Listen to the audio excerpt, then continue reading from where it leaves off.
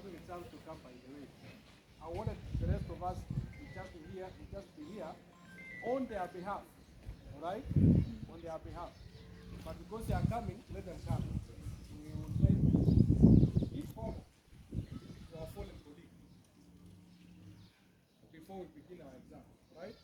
We want to do it in the morning, but because of many issues which are just on our side, within our own system, we thought to do it later.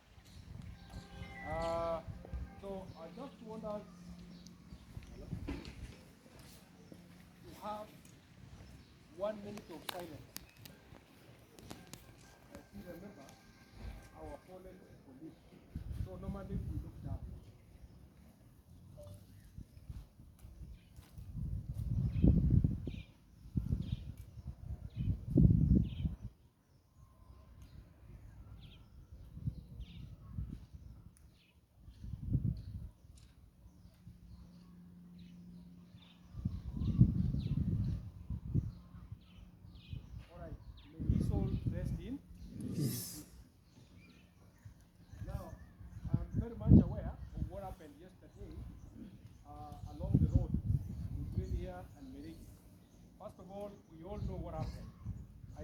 We have a write-up which has been circulated on social media and within our groups that we had one of our students by the name Evan Su.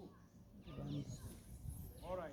That actually after a lecture from college here, they were going to where they spend or where they reside. Then along the road, the motorcycle was actually hit, right? Then he was taken to the hospital, but later he succumbed to the injuries. Unfortunate, and we are very sorry, right? In fact, there is anybody who is affected, I am the one, right? It is, all of you are my children. When you are here, you are my son. When you are here, you are my daughter. And it was so unfortunate because he actually reported his car, isn't it? So what we are simply saying, tunasema pole sana. I'm actually affected like the parents who are at home, because I don't want to lose any of my students.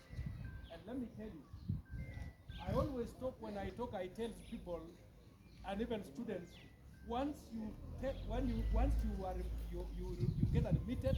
once you report at SOT TTI Training Institute, your life shall never remain the same again. And I always say, I am very sure you will succeed in life, isn't it? So when I know that those who have reported here will become great men and women, I don't want to lose even one. Unaelewa? So that is why it is always my prayer.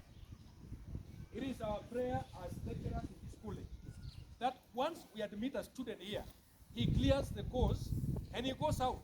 Because I know people who we are producing in this college are not only meant for our county here, but even neighboring counties and the rest of the country at large, and even outside the country. That is what we are here.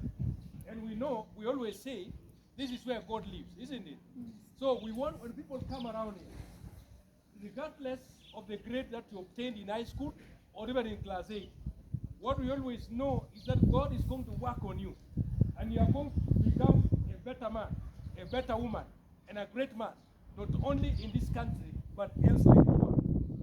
I am very much aware as we talk that even some of our students have got opportunities and they have been given opportunities to go outside the country. I am sure one who has gone to Australia. I am sure one who has gone to Israel. I am sure one who has gone to Sudan. You know, and there are many whom I am not very sure about who have gone away from this country after studying in this college and succeeding, whichever grade and whichever level they graduated. Because I know we are great men and women. So I just want us to maintain peace at this moment. What you did yesterday, for those who went to town, I also believe, I want you to know, I want you to become free all the time as students. Tell me even what you want to do. You want to demonstrate, I can guide you on how to do it also. Because I know you wanted your cries to be heard, isn't it? And you also had a voice, which you wanted people to hear. isn't it? So what we normally say ourselves, we provide opportunities to our students. I know it was painful, isn't it? When one of you, one of you has died as a result of an accident. You have reason, to cry, you have got reason even to make noise, isn't it? But we would have wished to organize in a better way.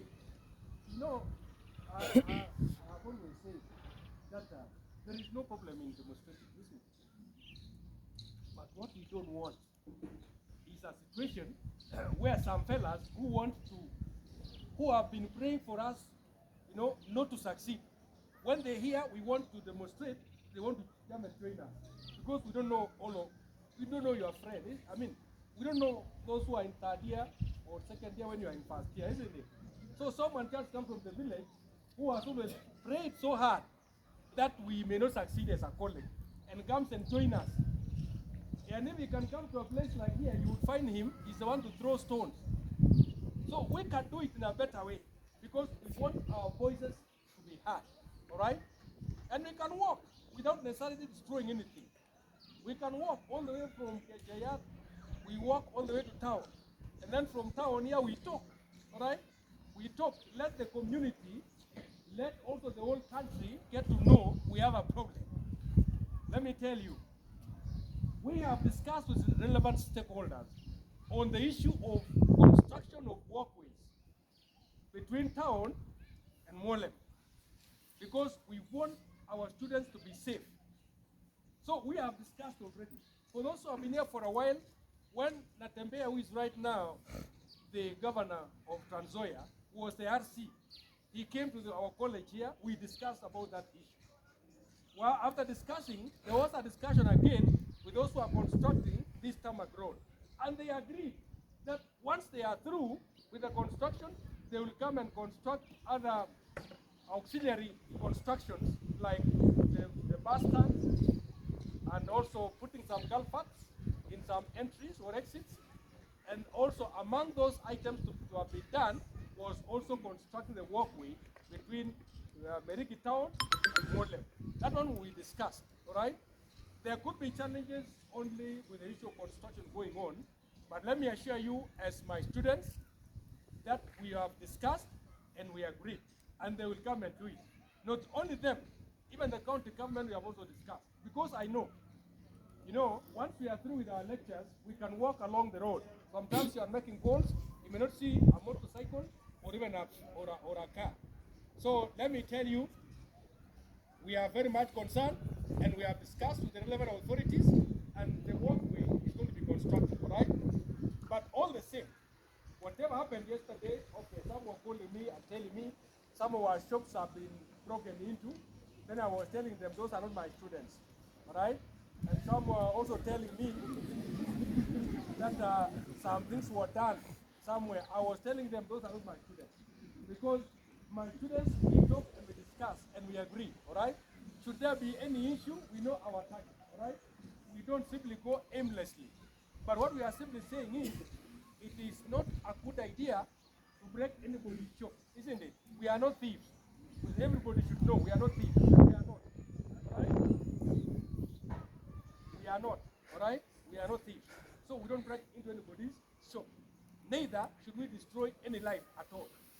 Because what I want you as students, I want you to maintain peace with our community, all right? So we are doing our own diplomatic arrangements and discussions all the way from the DCC. We'll be discussing to our assistant chiefs around the villages and our landlords and the community leaders. We would like to discuss and maintain peace with our students, all right?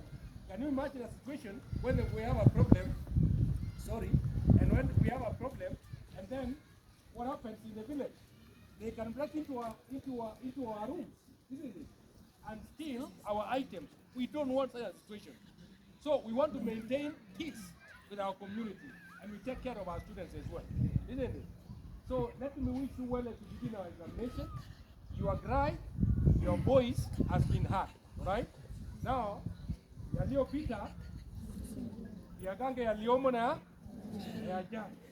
So today we move forward. Those who have begun their exams, I'm wishing you well. I would like you to do your exams. Do your